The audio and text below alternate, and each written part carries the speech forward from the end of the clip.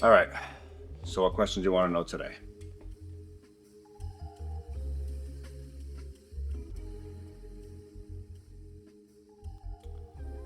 I would say the very beginning with probably the harder years. So I rented my first garage. Um, it was inside of somebody else's garage actually. So I rented a lift from his building, and that was very difficult. It was like off in a beaten path. Didn't get a whole lot of customers from that. And then I found the shop that I started with, which is that red and white checkerboard building across the street from Freight's. Um, I put up signs like 1999 oil changes, free rotates, just whatever I could to kind of get my foot in the door. So the first few years were very, very hard and slow to build. I definitely had times that I didn't think I was going to make it to the next month, and we just kind of kept pushing through. But yeah, the first few years, and then starting the second business, that whole kind of startup period again was definitely another difficult time.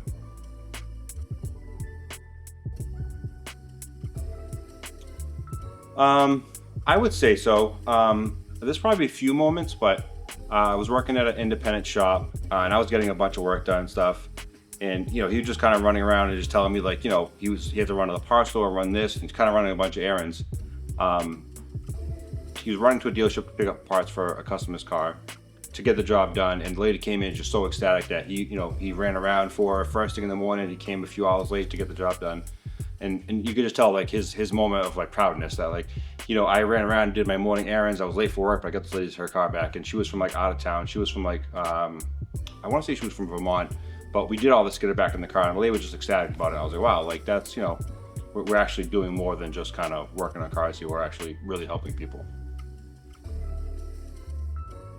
A lot. Yeah, that was, I can't tell you how many times I came home and I was like, that's it. I'm done. I'm selling. This is too much. It does become, it is a very rewarding job when everything goes smoothly. But like we said in the past videos and stuff, like every job's one bolt away from being a nightmare. And sometimes you just get it all week long. Sometimes it's all month long. It's just one nightmare after another. You can't get parts. Things are breaking. Nothing's going right. At the end of the month, you see that, hey, it worked all month, and your account's back to negative again. You're like, man, what do I just do all this work for? So yeah, there's definitely been quite a few times that I thought about just kind of throwing the towel in.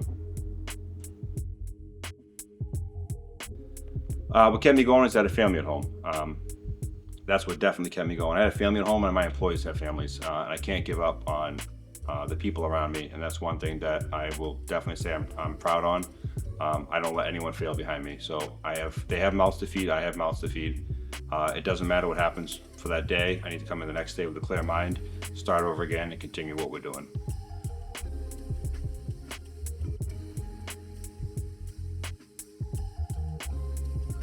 I would say it's like the back end stuff. So coming from a technician to transitioning to a business owner, the amount of meetings you have to take, calling parts stores, checking your inventory, make sure you have the stuff in place, Google ads, social media now. There's just so many moving parts that you don't realize. So as a technician, you're just kind of worried about working on the cars and getting that done.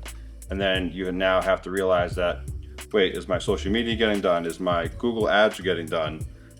Do we have the right amount of inventory? Do we have the right amount of tire stock?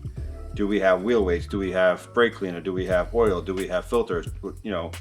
And then also not only that, but now looking at certain filters, like, well, we're moving this filter 3 times a week. I have to have enough in stock for it, and kind of revamping inventory. And if we order a set of tires that have been on the shelf for 6 months, well, that size is not selling, so I have to send it back and get a size that does sell. And same thing with batteries. Like, when was the last time that we swapped our inventory out? We try to do it every 6 months, so I have to go back and check that. Oh, we have a battery on a shelf that's 9 months old. It's got to get off our shelf, sent back to the parts store, and get another battery back in. And just kind of, it's just like a non-stop job, honestly. Just inventory itself is a real pain.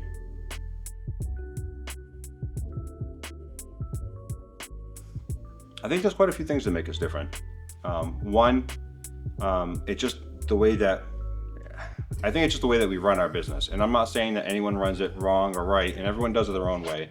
But I feel like I said, I love the industry. I love how far we've come along as an industry. And I like the transparency behind everything. Like, we learned about digital vehicle inspections a few years ago. So we really started pushing that, because what's the main thing you always hear from mechanics? Oh, the ripoffs, the con artists, they're just trying to take my money. and it gave such a bad name, and I don't like that about the industry. I feel like that's just the hard part, and unfortunately there are some people that are like that, but I want people to understand that that's not who we are. Like, that's why it's important that my technicians know they have to take pictures and write all the information down, so if anything ever comes in with an issue, we can say, hey, here's the picture of the problem, and you have 5 different problems with your car. These 2 are really important. This one is just kind of maintenance, and these 2 you have some time with. And again, that's how we structure it. Like, we want to be very, very transparent on what we do, so the customer understands what they're getting and the value they're getting behind it.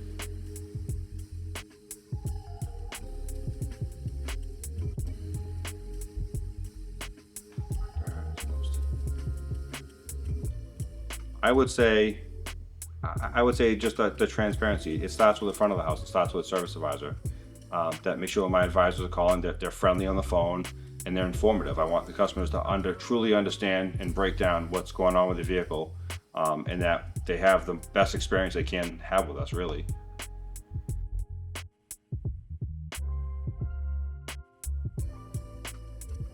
So I think there's a lot of things to look for. One, and like just great question to ask, if my car needs brakes, do I have pictures behind it? What is the warranty behind it? So I think going to any shop, I think you should always ask, what's the information I'm getting on what's wrong with my car? What is the warranty I'm getting? Like some shops are 1 year, 12,000 miles. Some shops are 224, sometimes at 336.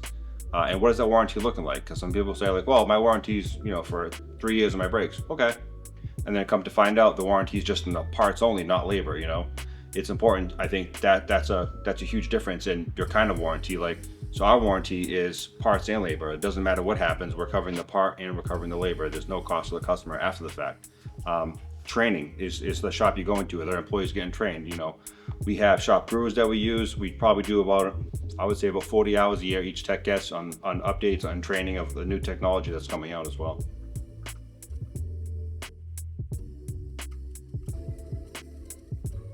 I would say that probably the biggest mistake is just the lack of maintenance, really. I know some customers see it as an upsell. I see it as, we're trying to save you. I don't know how many times people come in, and they're 4,000 or 5,000 miles overdue an oil change, and now they don't know why their motor's knocking, or now my motor's burning oil.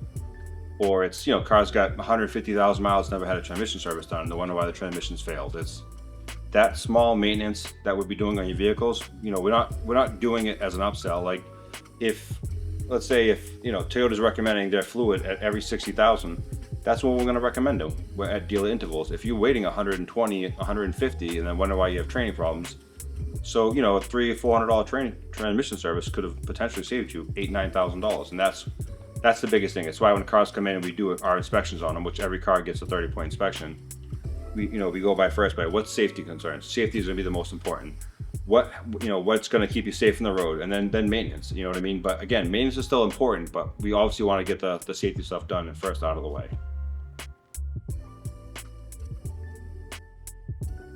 It means showing up on time and putting 110% in.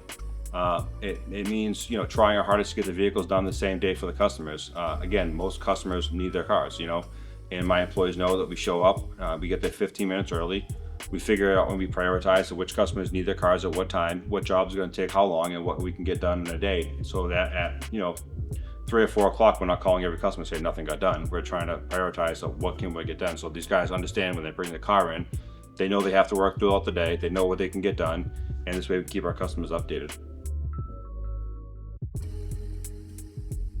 I think that to kind of go back to what we said, I think that trust is built just over time. And I think that digital vehicle inspections really help with the trust. Our customers in Taunton that we've been there for 15 years, they trust us now because over the years we've shown them that we're only doing what your car needs. We're not trying to upsell you on anything. And then the digital vehicle inspections really do help. I mean, it's one thing to tell a customer, hey, you need brakes. It's a whole nother thing to send them the picture to say, here's a good known brake pad. Here are your brake pads. You can see they're down to 5%. You can see they're metal to metal. Or it's like an oil leak. Oh, my car, I never saw a leak in my driveway. Well, here's the picture of the leak that your car's leaking from. So I think that's just important to show the customers that this is what we're finding, and here's the pictures and documentation to show why we're recommending it to you.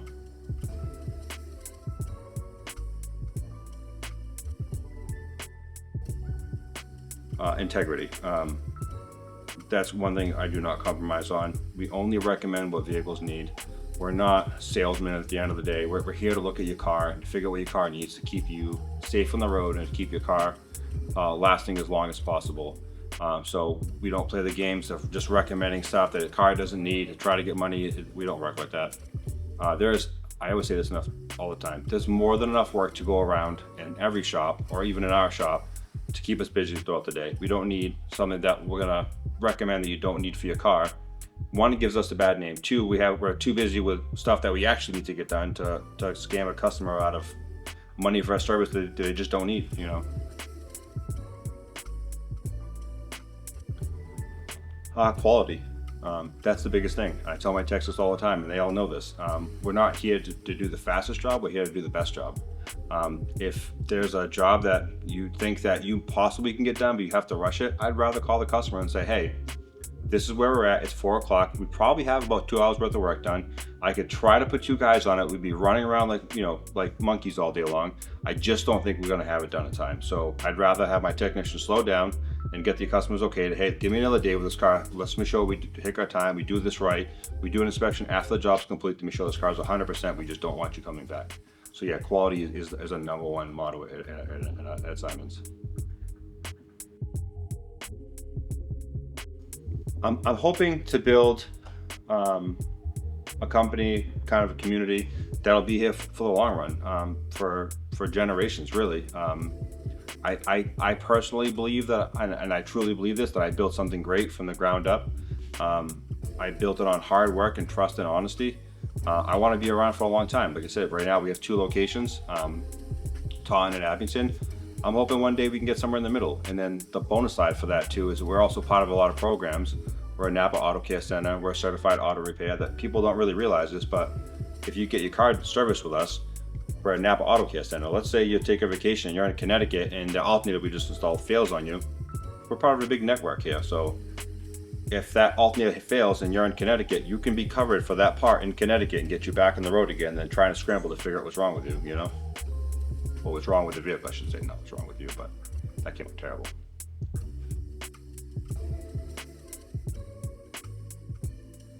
Work harder. No. I say it all the time. I still look back and I can't believe what I came from to what I am now. I didn't come from money. My parents or my family didn't line my pockets and help me. Everything I have today came from really hard work and dedication.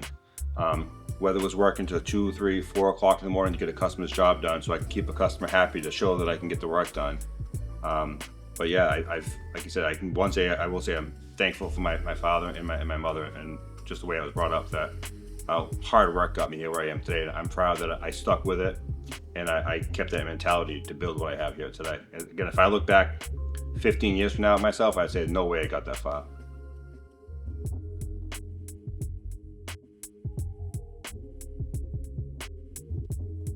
There are a lot of reasons, but I still, and I always bring it back to this, I think that vehicle inspections that we do are, bar none, I think they're important. I think that it should be an industry standard. I think that, not only that the digital vehicle inspections that we're doing, that we can show you what we're doing to your vehicle. Another thing is that, like, the technicians we have here, like, each shop has over 100 years of experience. We have guys working on cars 30, 40, 20 years. We're not just hiring people off the streets that have 1 or 2 years experience that can more or less kind of somewhat fix a car. No, we only hire experienced people. I feel like that we work with an amazing group of guys that, again, sometimes, and I've been at this for a long time, and sometimes they come up to me and they know these things. I'm like, wow, like, how long have you been doing this for? 44 years. And it's just, to have that kind of knowledge in the background is great to work with every day.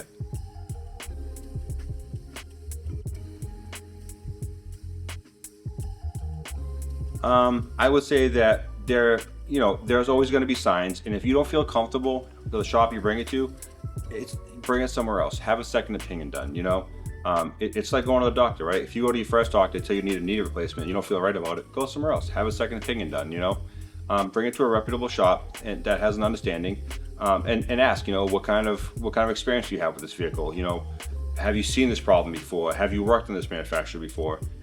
Those are all good questions to ask a shop. And like I said, it's not going to hurt anyone to get a second opinion on a concern. Because again, the last thing you want to do as a customer or as a consumer, is put $3,000 or $4,000 into a car, or even $1,000. I mean, heck, it's all a lot of money. Depends how you look at it. You know, you don't want to have a shop throw parts at your car. It's not going to fix it. You know, have someone that's experienced and understand what they're actually doing with these vehicles.